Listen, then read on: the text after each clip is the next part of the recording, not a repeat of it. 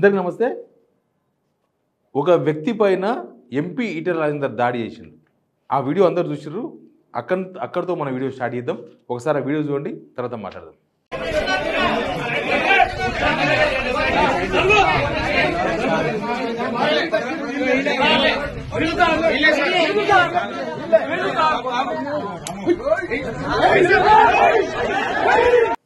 First MP Etela Rajender చెంప మీద ఒక దెబ్బ కొట్టిండు.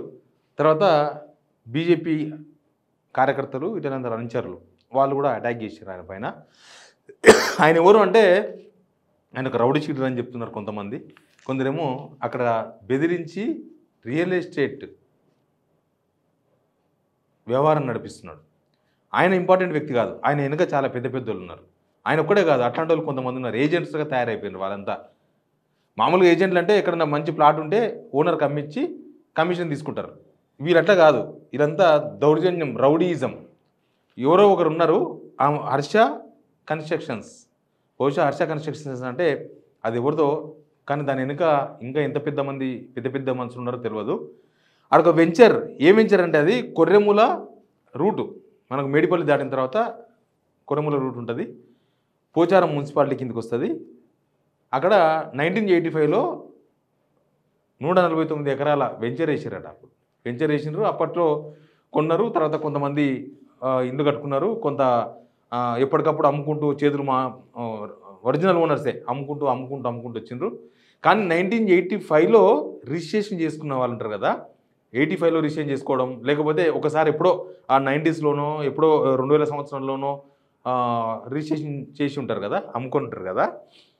దాదాపు ఒక 15-20 ఏండ్లు ఇంకా రిజిస్ట్రేషన్ కానివి అనమాట. అంటే ఇంకా రిజిస్ట్రేషన్ చేసుకుంటారు, అమ్మలేదు వాళ్ళు, లాస్ట్ కొన్నారు, అట్లే పెట్టుకుంటాడు. అట్లాంటి భూముల మీద ఈ దొంగల కనబడ్డది. ఇట్లాంటివి కేవలం అక్కడ మాత్రమే జరుగుతలేవు, హైదరాబాద్ చుట్టూ చాలా జరుగుతున్నాయి. హైదరాబాద్ చుట్టూ శివారు ప్రాంతాల్లో చాలా కాలనీలుల్లో, చాలా ఏరియాలుల్లో పాత వెంచర్లు, ముఖ్యంగా 1985, 1990s పాత వెంచర్లు. వీళ్ళ ఉద్దేశం ఏంటంటే ఇంకా ఓనరు ఎప్పుడో 2000 సంవత్సరంలో రిజిస్ట్రేషన్ అయింది లాస్ట్కి ప్లాటు, 24 years అయింది. బహుశా ఈ ఓనర్ చచ్చిపోయి ఉండొచ్చు, బహుశా ఇంకా అప్పటి నుంచి ఇప్పటిదాకా రిజిస్ట్రేషన్ కాలేదంటే ఓనర్ మర్చిపోయి ఉండొచ్చు అనేది ఈ దొంగల ఉద్దేశం. అట్లాంటి ప్లాట్లు దాదాపు ఒక 20-25 ఎకరాల ప్లాట్లను మొత్తం కూడా చెరబట్టింది వీళ్ళు. అక్కడ మొత్తం క్లీన్ చేస్తున్నారు. ఆ విజువల్స్ చూడండి.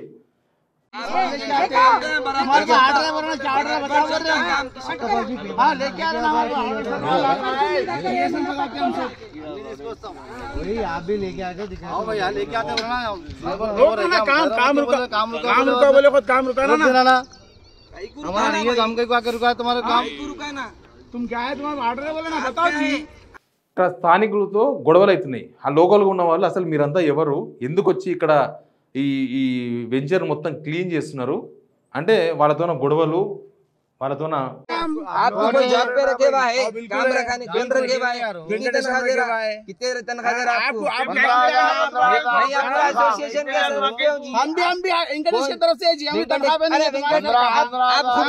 वेंकटेश की तरफ से है, आप वेंकटेश की तरफ से, आप भी वेंकटेश, आप भी वेंकटेश की तरफ से, आप भी वेंकटेश की तरफ से, आप भी पूरे वेंकटेश की तरफ से. ఇక్కడ జేసీబీతోన మొత్తం క్లీన్ చేస్తున్నారు. వీళ్ళకి ఏం సంబంధం లేదు. డూప్లికేట్ డాక్యుమెంట్స్ పుట్టించారు వాళ్ళంతా, డూప్లికేట్ డాక్యుమెంట్స్. ఇట్లా ఓనర్ లేడు, ఓనర్ దాదాపు అప్పటి నుంచి ఇప్పటిదాకా లేడు. అంటే బహుశా ఈ ప్లాట్లకు ఓనరే లేడు, ఓనర్ మర్చిపోయిండు, లేకపోతే ఓనర్ చచ్చిపోయిండు, ఇంకా ఎవరు రారు ఈ ప్లాట్లకు అనే ఉద్దేశంతోన డూప్లికేట్ పేపర్లు సృష్టించి అవన్నీ చేసి మళ్ళీ అమ్మేస్తున్నారు, వేరే వాళ్ళకి అమ్మేస్తున్నారు. కొన్ని వాళ్ళకు ఉంటారు తక్కువ కదా, గజం 20,000 కాడ మేము 10,000కే ఇస్తామంటే అట్లాంటి కొనే దరిద్రులు ఉంటారు కొంతమంది. అవి కొనేసి ఇంకా ఇల్లు కట్టేసుకుంటే అయిపోతుంది. తర్వాత వచ్చినప్పుడు ఎవరైనా ఓనర్ వచ్చినప్పుడు అప్పుడు సెటిల్మెంట్ చేసుకుందాం అనే రకం ఉంటారు. అయితే ఇదంతా 2-3 months నుంచి జరుగుతుందంట. అక్కడ 2-3 monthsకి వెళ్ళి బాగా జరుగుతున్నాయి. 2-3 monthsకి వెళ్ళి జరుగుతున్నది. ఇట్లాంటి బ్రోకర్లు ఆడకు పోతున్నారు, వాళ్ళే క్లీన్ చేపిస్తున్నారు. బ్రోకర్లు వీళ్ళ వెనుక ఉన్న పెద్ద మనిషి ఎవరో తేలాల్సిన అవసరం ఉంది. ఇప్పుడు అది మాట్లాడదాం మనం. ఇవన్నీ ఇప్పుడే జరుగుతున్నాయి, ఈ గవర్నమెంట్ వచ్చినాక మళ్ళీ స్టార్ట్ అయినాయి. అందుకే తర్వాత మాట్లాడుతూ అంటున్నా. ఇవన్నీ క్లీన్ చేయించడం, ఎవరినో బక్రాగాన్ని పట్టుకొచ్చి అమ్మేసేయడం. లోకల్గా పోలీసు వాళ్ళు సపోర్ట్. ఏకశిలా నగర్ వాసులు పోలీసులకు కంప్లైంట్ చేస్తే ఎవరు వస్తలేరంట, అసలు పోలీసులు పట్టించుకుంటలేరు. పోలీస్ వ్యవస్థ దారుణంగా తయారైంది. తర్వాత రిజిస్ట్రేషన్ ఆఫీసులో రిజిస్ట్రేషన్ అయిపోతాయి. ఈ రిజిస్ట్రార్ల మీద గవర్నమెంట్ ఒక్క కన్ను కాదు, ఒక్క సీసీ కెమెరా కాదు, వాళ్ళ చుట్టూ కెమెరాలు పెట్టాలి. అసలు వీళ్ళు ఎక్కడ మాట్లాడుతున్నారు, ఏం చేస్తున్నారు, నిఘా వాళ్ళ మీద సపరేట్గా విజిలెన్స్ పెట్టాలి. రిజిస్ట్రార్స్ మీద ప్రతి రిజిస్ట్రేషన్ ఆఫీస్లో ఇట్లాంటి దొంగ పనులు అవుతున్నాయి. రిజిస్ట్రార్ల ప్రమేయం లేకపోతే ఈ దొంగ పనులు కావు. ఓనర్ లేకపోతే డూప్లికేట్గా ఎవరినో ఈయననే ఓనర్ అని చెప్పి సృష్టించి, ఓనర్ లేకపోతే డూప్లికేట్ పేపర్లు ఎటుకేలు వస్తాయి. ఇంకోటి ఎవరో ఓనర్ అని చెప్పేసి అట్లాంటి మనిషిని తీసుకొచ్చి రిజిస్ట్రేషన్ చేపిస్తారు. అట్లాంటి చాలా ఏరియాలు ఉన్నాయి శివారు ప్రాంతాలలో. అవి రిజిస్టర్ కన్ను మూసుకొని చేస్తాడా? రిజిస్టర్కి తెలియదా ఏమవుతుందో? దీనిలో రిజిస్టర్ ప్రమేయం ఉంటుంది, పోలీసు వాళ్ళ ప్రమేయం ఉంటుంది. ఇక ఈ బ్రోకర్ల వెనుక ఉండే ఆ పెద్ద మనిషి ఎవరో వీళ్ళందరినీ ఆటాడిస్తూ ఉంటాడు.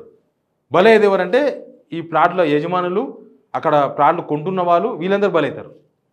3 days బ్యాక్ ఇటలందరూ ఇంటికి పోయిన వాళ్ళందరూ, ఏకశిలా నగర్కి సంబంధించిన వాళ్ళు, ఆ కొన్ని ప్లాట్లకు సంబంధించిన ఓనర్, మా ప్లాట్లు మాకు తెలియకుండానే అమ్మేసినారు, ఎవరికో డబుల్ రిజిస్ట్రేషన్ అయిపోయిందని. ఇట్లాంటి ప్లాట్లు ఏం చేస్తారంటే కొన్నైనా మళ్ళీ ఇంకోవరకు రిజిస్ట్రేషన్ చేస్తారు వాళ్ళ పేరు మీదే. ఇంకా డబల్ త్రిబుల్ మార్చి పడేసి దాని పెద్ద కాంట్రవర్సీ తయారు చేస్తారు. కాంట్రవర్సీ తయారు చేసి అవి అసలు ఓనర్కు దక్కకుండా చేస్తారు. అవి చాలా జరుగుతుంటాయి. ఇప్పుడు ఇక్కడేమైంది, అందరూ ఏకమైపోయినారు. పోలీసు వాళ్ళ ప్రమేయం లేకపోతే ఆ కబ్జాకు వస్తున్నారు, రాత్రిపూట వచ్చుతున్నారు, ఇక్కడనే తాగుతున్నారు. కొంతమంది రౌడీలు వచ్చి ఇక్కడనే జేసీబీలు తీసుకొచ్చి వాళ్ళకి సంబంధం లేని ప్లాట్ల మొత్తం తవ్వేస్తున్నారు, క్లీన్ చేస్తున్నారు. అంటే పోలీసుల ప్రమేయం లేకపోతే పోలీసు వాళ్ళు రావాలి కదా. ఆ లోకల్ వాళ్ళు చెప్తున్నారు రండి పోలీసు వాళ్ళు ఎట్లను చేసుకుందామని నైట్ టెంట్స్ మంచిగా చైర్స్ అవన్నీ తెప్పించి ఏసీ చేసుకుందామని మూడుకు 10 మంది వాళ్ళు వచ్చి మా మీద దౌర్జన్యం చేసింది సార్. కొట్టడానికి మీది ఉరుకొచ్చుడు, రాళ్ళు పట్టుకొని ఉరుకొచ్చింది సార్. మేము ఏంటిదని మేము పిఎస్సి కంప్లైంట్ ఇస్తే పోలీస్ వాళ్ళు మేము ఇచ్చినాక 1 hour తర్వాత వచ్చింది సార్. అప్పటి వరకు వాళ్ళు చంపాను సార్. నైట్ 12 దాకా తిరిగింది సార్ వాళ్ళు. ఇది అక్కడ జరుగుతున్నది. అందుకే పోలీసు వాళ్ళ ప్రమేయం కూడా ఉంది అంటున్నాం.